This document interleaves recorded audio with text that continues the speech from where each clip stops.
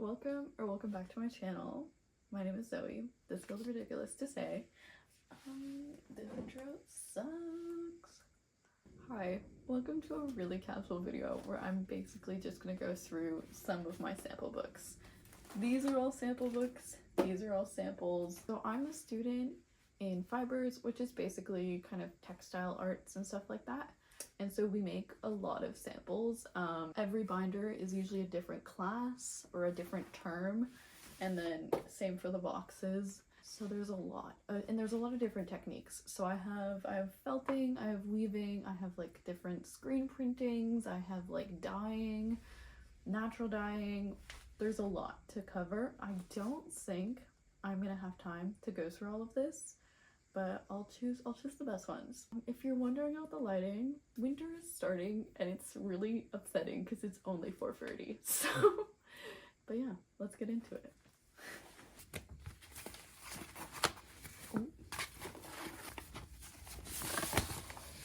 So these are my natural dye samples.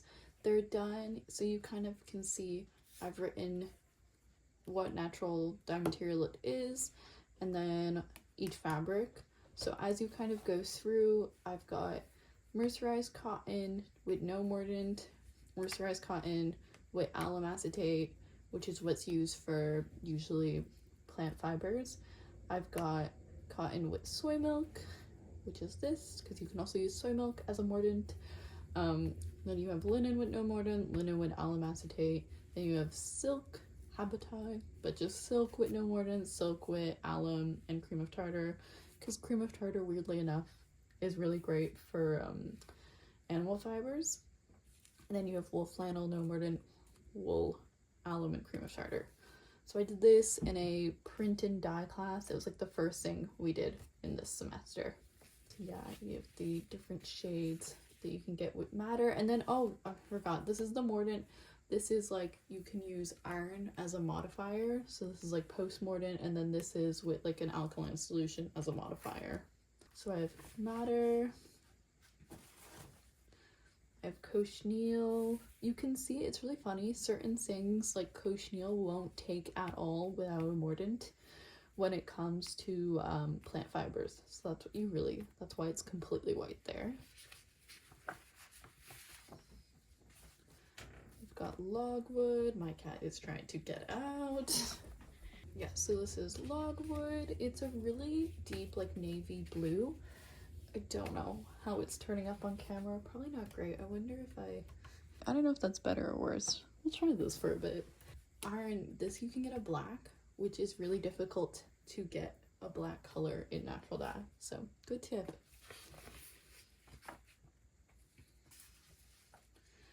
Onion skins. I love the like green it gives. I need to try this as well. I think this is like a great reference point. And then marigold, another really pretty one. I had two others. I had no idea where they ended up. This is kind of all the extra samples of fabric I ended up with. I did not want to throw them away, but I genuinely have no idea what to do with them. So, a mini quilting project, perhaps, in my future? I don't know. Again, don't mind the purring cat. But this was for my structures class when we did felting. And so there's a lot of little bits and pieces, so I'm just going to take them out of the box kind of as I go. This is a wet felted rope. So wet felting, in case you don't know what that is, it's basically you have raw fleece and you're packing it into a sheet or into a rope form, and you're working it with your hands in hot water to felt it. It's a lot harder than you would imagine it is to do, especially as knitters. You hear a lot about felting things, and you always have this impression that it's super easy to felt things, so you have to be super careful. It's very difficult, in my experience at least, to felt things. So it's like hard manual labor. Like your shoulders genuinely start to hurt. Anyway, so this is a wet felted rope. You can kind of see there's some green in there. It's pink, and then there's a little bit of white fleece as well. If you want to see the middle, it's a little swirly. So it's like I think they were called like, because I used them to make these. So like this was like 2 ropes, I think, that I made conjunct at the same time, kind of. Oh, the cat is gonna play with that, of course. But it was called like a jelly bean rope.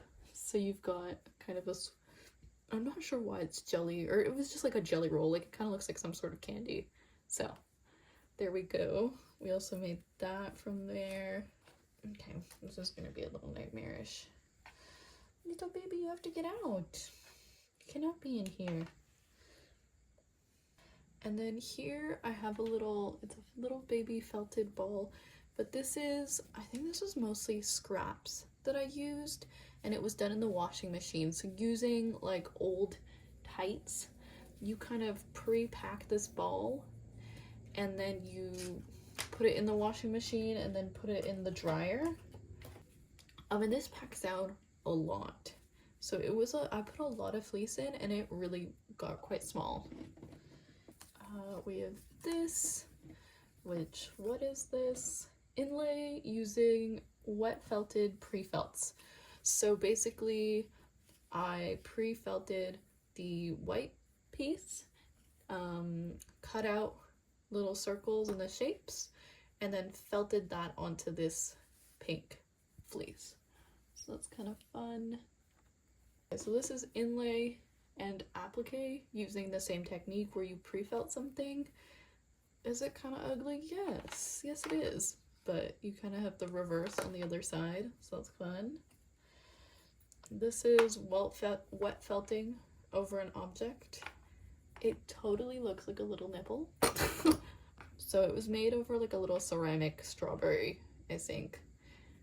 This is actually needle felted stuff on, but it's onto a piece of felt that I felted in the washing machine and the dryer. I have to say that's my preferred method for felting because it's very low effort. So all the like little bits that you can see hanging out are needle felted. This is the child who is evil. Here's Nuno felting. So this is on a piece of silk, kind of. I don't know how visible that is, but it's essentially, what did we do? Okay, yes, I remember. Like, So it's just fleece that was felted onto silk. It's really interesting. I would look it up because I literally only did this one sample, so I don't know much about it. If you sandwich like a piece of silk or some sort of very like meshy fabric in between fleece, you can like felt through that. So that's what this is. Put little spurts of random color as well in there. And then these are the last two. I felted these knit little pieces of fabric that I made.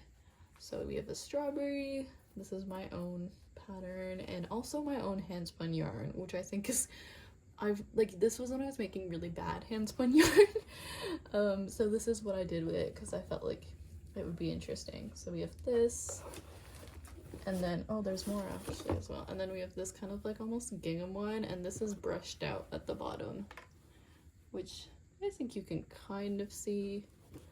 But yeah, I just was exploring different techniques. This was not with the class.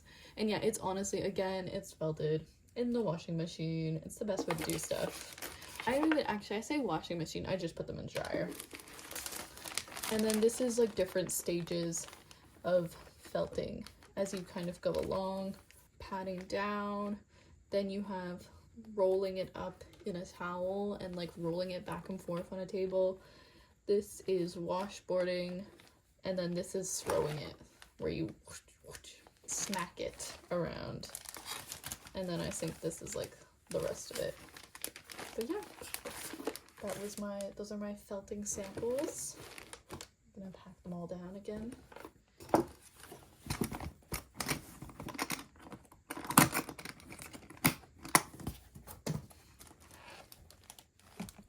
Uh-oh, this is definitely a bad idea. This is a sample book. I I actually made with my own kind of personal stuff that I'd gathered. Genuinely, it's a bunch of random samples. I find that what happens a lot when working with textiles is that I end up kind of just making like little bits and pieces and then I don't know what to do with them. So this is my solution for that. I just put them all in a binder and kind of write down what they were. Some of these date back to 2022. I think that's maybe the earliest ones, but yeah. So I think this is my first little bit of tapestry here.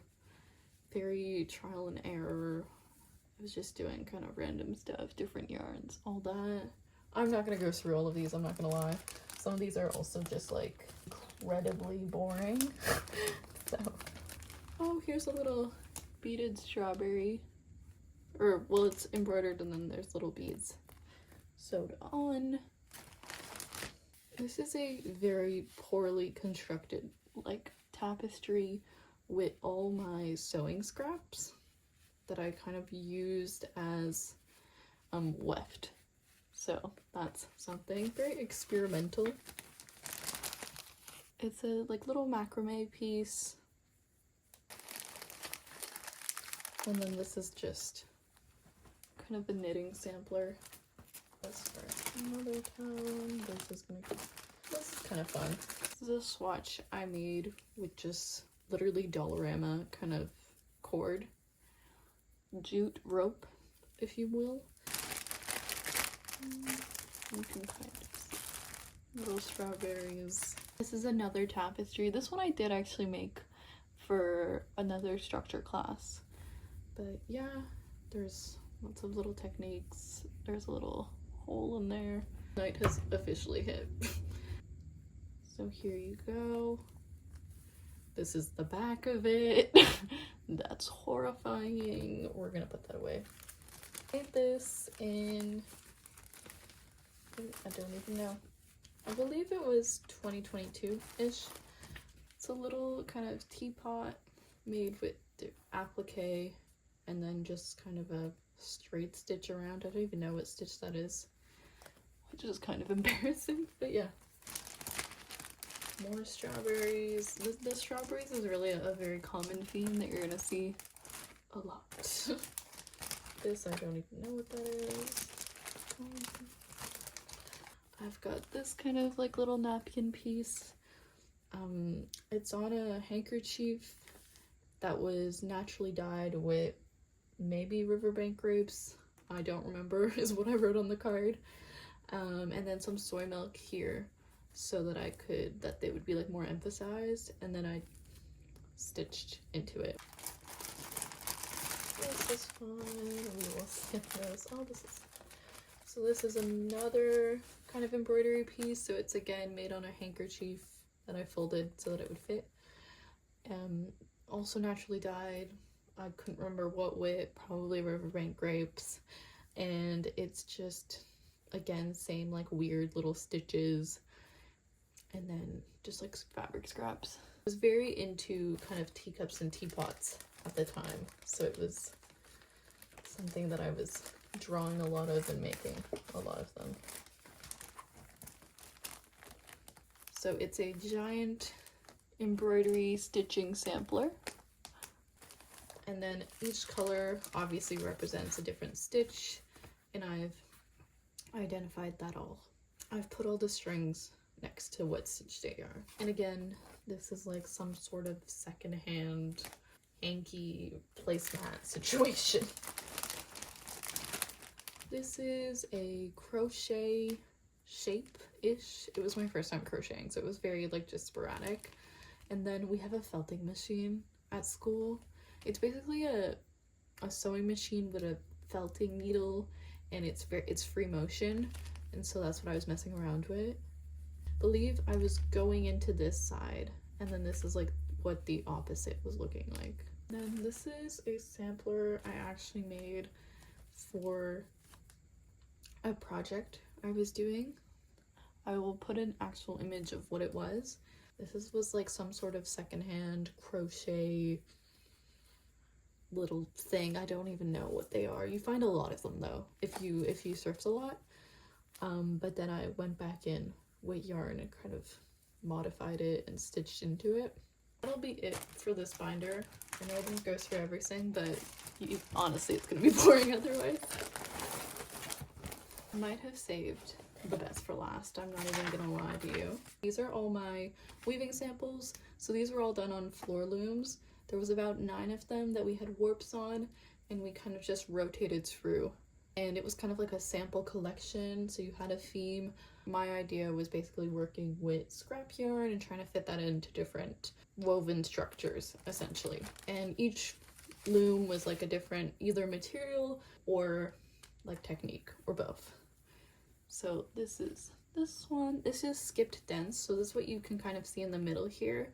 It means that there wasn't warp threads going through certain sections, so we had like 2 little spaces. I used, so the blue is twill, and it's just plain, I want to say 2/8 cotton. This yarn is the rag yarn, and then all of this up here is hand spun yarn that I had kind of made that I had left over of. And I'm gonna show you the back because I also think it's really fun, the difference between the two. You can really see like the twills and stuff a lot more. Now we have my double weave. Yeah, not much to say about this one, except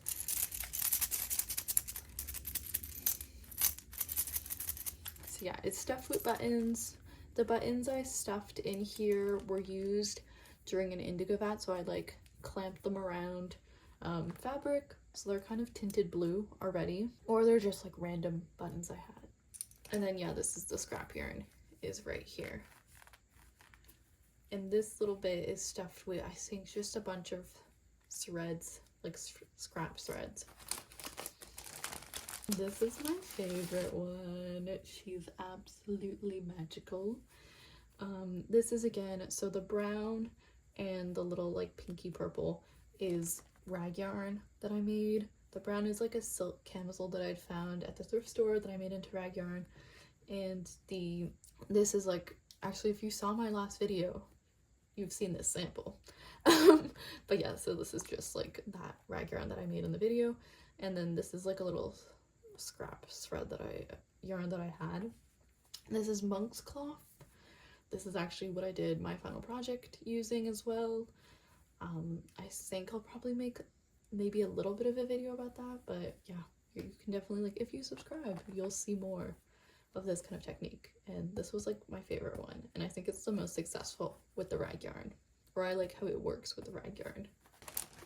This is just a straight draft plain weave kind of situation. So it's huge, it's double the size.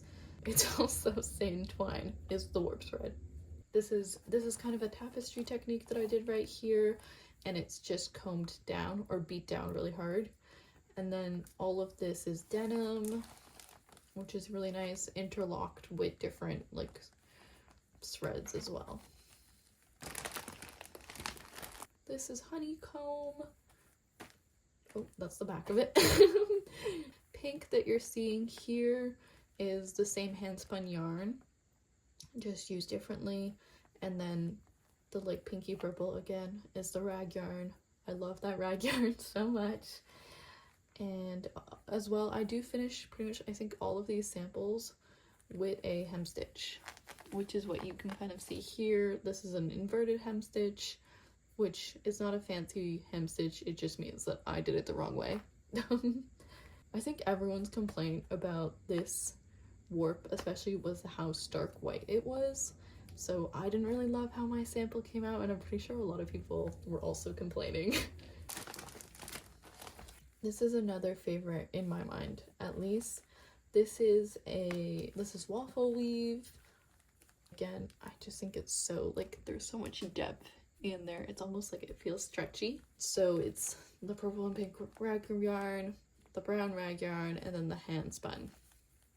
And yeah, I really loved how this one turned out. I think because it was such a thick weft, which is the yarn that goes here in the weaving, it adds a lot of depth. And I do really like the long fringe as well.